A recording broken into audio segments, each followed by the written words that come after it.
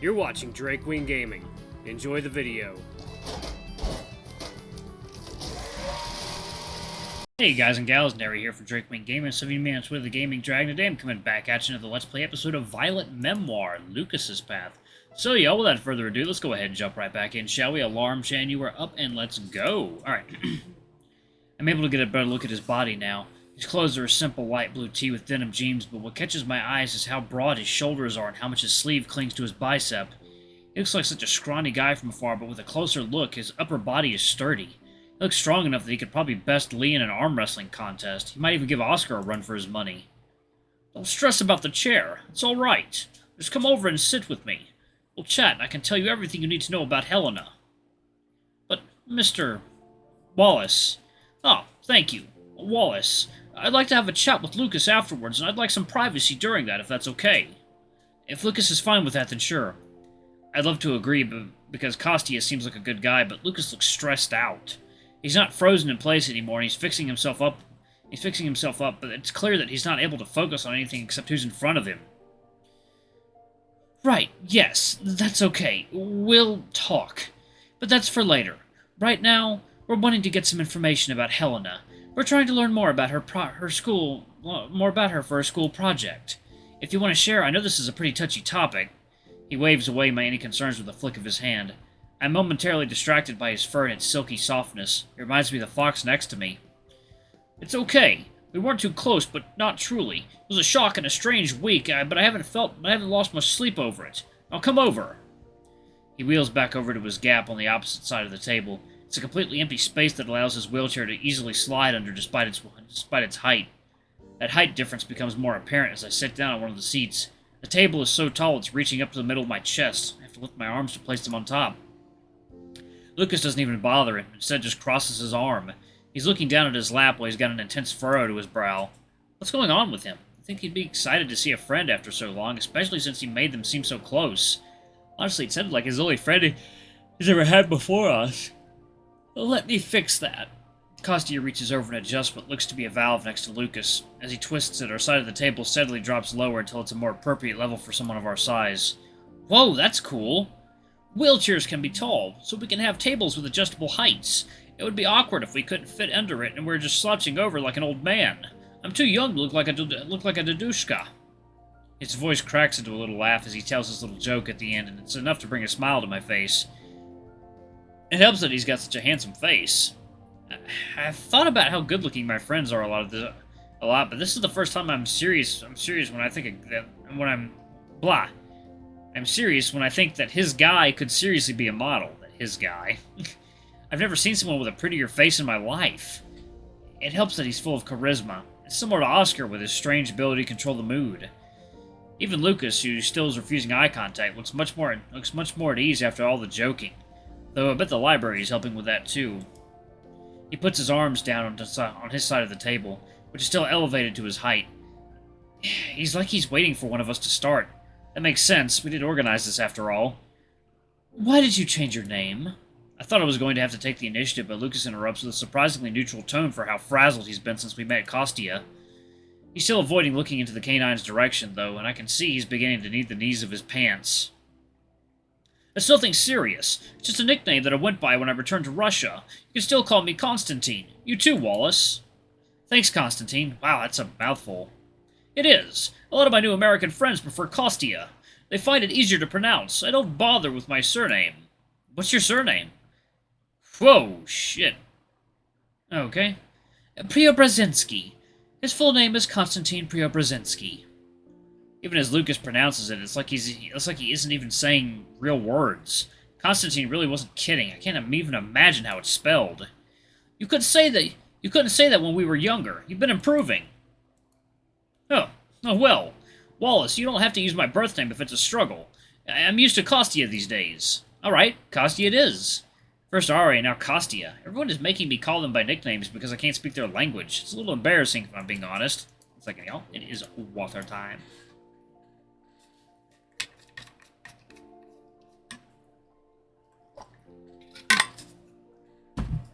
Alrighty. Unlike Ari, Kostya's accent is thick and noticeable despite his perfect English. The only issues are the incompatibility between his accent and some English sounds. That's enough introductions, don't you think? We should do what we came here to do. We can always talk later. Of course. Wallace, if you're a friend of Lucas, you're a friend of mine too. I like that. One can never have too many friends. I don't know if we still count as friends. Do we not?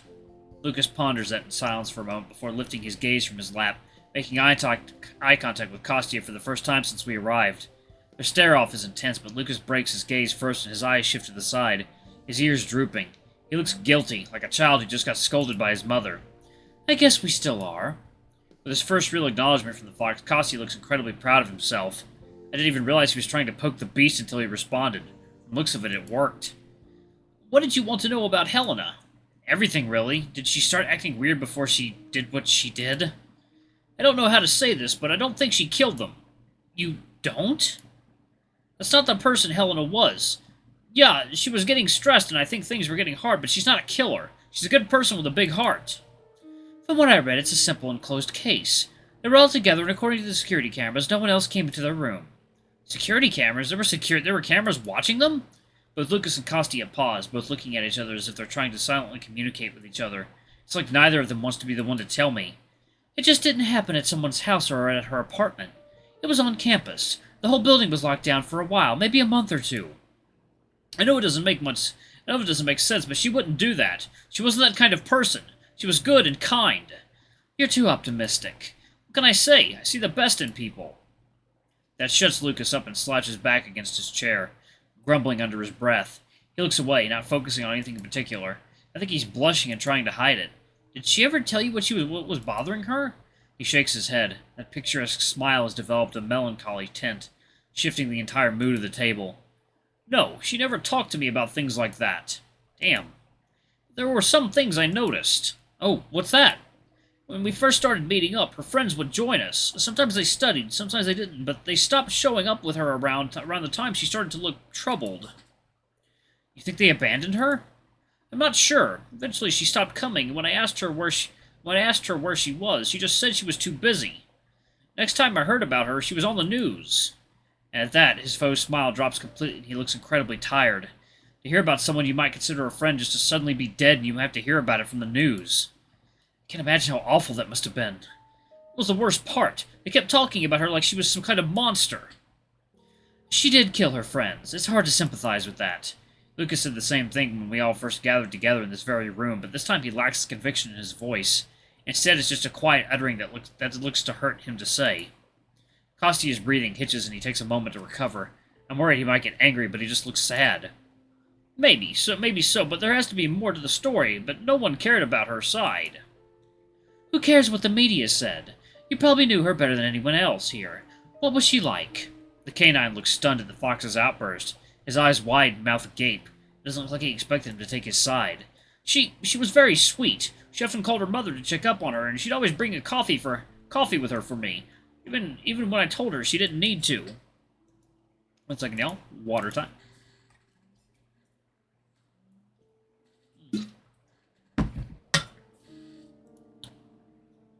She loved her friends and always talked about movies she liked. She wanted to be an actress. She said she was going to be a big star in one of Mercedes' movies.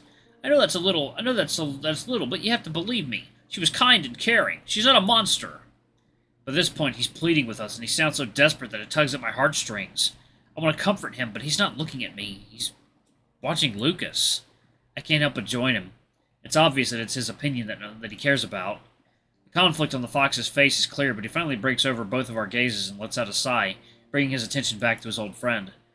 I don't agree with what she's done, and I don't believe she didn't do it. Kostya is holding his breath like he's watching the most intense scene in his life. But maybe there's more going on.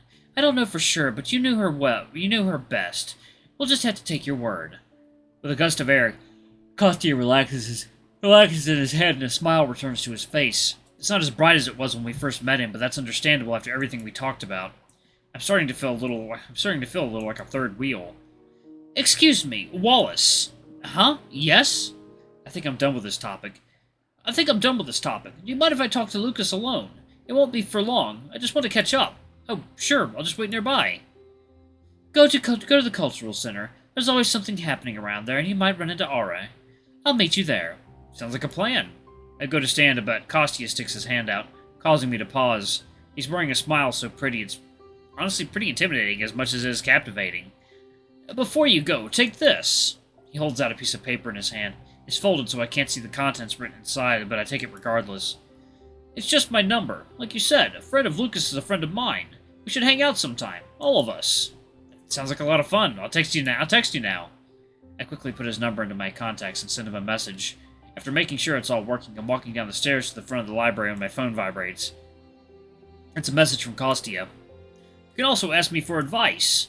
I know what Lucas likes. There's something about the tone of this message that makes me pause. Advice about what? Putting it aside, I slide my phone back into my pocket and head out to the nearby cultural center. Outside of the cultural center, it looks completely different during the day. Instead of a large obsidian tower bespeckled with individual lights, it's now a pillar that's reflecting the light into many different colors. With everything easier to see, the garden and the surrounding area gives this place a peaceful vibe. I could easily hang around here and just absorb the atmosphere. The large theater hall down the side of the cultural center is much more enticing as well. There's music booming loud enough that I'm able to hear it all the way over here. I'm curious to find out what's happening, but I shouldn't interrupt. Plus, Lucas could arrive at any moment. Walking through the automated sliding doors, I'm hit with a wave of cool air. I wouldn't call it hot outside. Autumns are usually just warm on days like this, but the air conditioning is still refreshing. The lobby only has a single receptionist, but she's currently occupied talking to a small group of students. There's a couple more sitting on couches scattered around the room. I expected there to be so many people just chilling here. Fortunately, it's no one that I recognize, not even R.A. I'm about to sit on one of the empty seats when I hear something in the distance. It sounds like music? No, not just music. It's a piano. Following the sound, I walk down one of the two hallways on either side of the reception desk. The other looks like it leads to some elevators in a classroom, while this one just leads to a spiral staircase. It must be upstairs. There's a part of me that wants to avoid these awfully familiar-shaped stairs, but I just ignore the sinking feeling in my chest. That was just a dream. Real stairs weren't even this shape. Ignoring the burning sensation at the bottom of my throat, I climb the stairs. Ugh. Compared to the one in my nightmare, this is much shorter and a lot more pleasant. It's only a half circle before we're at the next floor. The music is louder now, and it doesn't take me too long to find the door leading to it. I peek inside expecting to see someone playing, except there's no one inside. Instead, sitting on a shelf next to a huge collection of CDs is an expensive-looking stereo that's playing some classical piece I've never heard of. That's anticlimactic. 1 second, y'all. Water time. Do they just have this playing whenever someone's not in here, or did someone just leave it and no one could be bothered turning it off? I'm about to let disappointment flow through me, but I find what I'm looking for on the other side of the room. Sitting there is an absolutely beautiful-looking grand piano. It's like something you'd only see in movies. It's immaculate, and its shiny black coat looks like it's cleaned daily. I have to stop myself from drooling a little. This must have cost a fortune. The entire room is filled with instruments. There's a rack that's covered in string instruments, and another with windwood instruments, and many more. There's even a full drum set with additional pieces set next to it. This is what the music department is like? This is just one room, though. There's probably more, too. That's insane.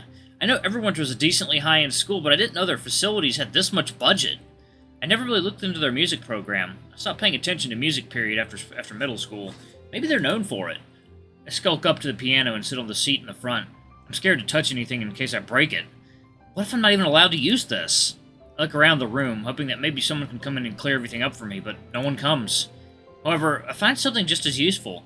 Next to the door is a little sign saying, "Instruments in the practice room are free to use for all students. Vandalism will not be tolerated, and you are on camera." That's all I needed to hear, or read, I suppose. I'm about to get started, but I hesitate right before my fingers touch the keys, my stomach feeling queasy all of a sudden. I haven't played the piano in a long time. It's been years since I last touched one, and I'm not sure how I do, but I will admit, I've missed it. I just didn't have the motivation to start again. I try to get into the right mindset, but the music blaring in my ears is a little too distracting. I get up and turn it off, hoping that this won't get me into trouble. I just can't focus with it blasting in my ear. That's better. I return to my seat, adjusting it to compensate for my low height. I've never had one of these chairs with the adjustable heights. They're really handy. All these keys are daunting, but I want to try. Lucas looks so passionate when he talks about books, and I want to tap into that again. I used to be like that for piano. I always used to show Marcus songs I liked, and he'd help me learn it. Hell, I got into learning the piano because of him. He always loved listening to me, even when it sounded awful. What was the first song we learned? I think it was... The tips of my claws bump into the keys as I press them. They're shaved down like they used to be, but it's not too much of a problem. I barely notice it over the keynotes flowing through the air. They're rough and off-tempo, but I can faintly recognize that familiar rhythm. It's like a wave of nostalgia. I can remember the first day I got it right, too. It was a Saturday and baseball practice was canceled, so Marcus and I decided to practice piano some more. Mom promised me that I'd start lessons next week, but I didn't want to wait. Marcus did a couple of lessons before he gave up, but he did learn a few things, enough to help me at least. I had to sit there for ages. It was probably only an hour or two, but to a kid, that's a long time. No kidding. He was so happy when I did it right, and I thought it was the best day of my life. I kept playing the same song again and again. There's no way I could forget it, no matter how long it's been. I like that song. You're really good at it. I nearly fall off my seat as I rush to close the cover of the piano, as if it's strange for someone to be playing an instrument in the music room. The sight of the familiar fox standing in the door makes me stop my fumbling, nearly slumping forward on the keys in front of me. My heart is thumping so hard I can feel a light dizziness. You nearly gave me a heart attack! I'm sorry, I didn't want to interrupt you. Interrupt me? From the song you were playing. I don't think I still knew it. It's been so long since I last touched one. You have a lot of potential. How long were you practicing it? Not super long, only a couple years. I don't feel like I got very far past the basics. My mother plays and you're doing a good job. You should hear her play sometime. I'd love that. He smiles at that and walks into the room, checking out the numerous instruments scattered about the room. They probably should have, been split. They probably should have split these amongst multiple rooms, but it isn't too cramped. Must have found whatever he was looking for because he walks toward the string section and examines the rack, hiding it from my view. I follow him over after making sure to carefully reset the piano back. He's running his fingers over what looks like to be a violin. There isn't a particular amount of emotion showing on his face. It's hard to get a read on him right now. Alright, one second, y'all. I'm going to go ahead and pause it right there. Thank y'all so much for watching. Don't forget to like, comment, subscribe, ring that notification bell. Leave a super thanks or tip if you can. It always helps. Until the next video, I love you all. I'll see you next time. Bye-bye.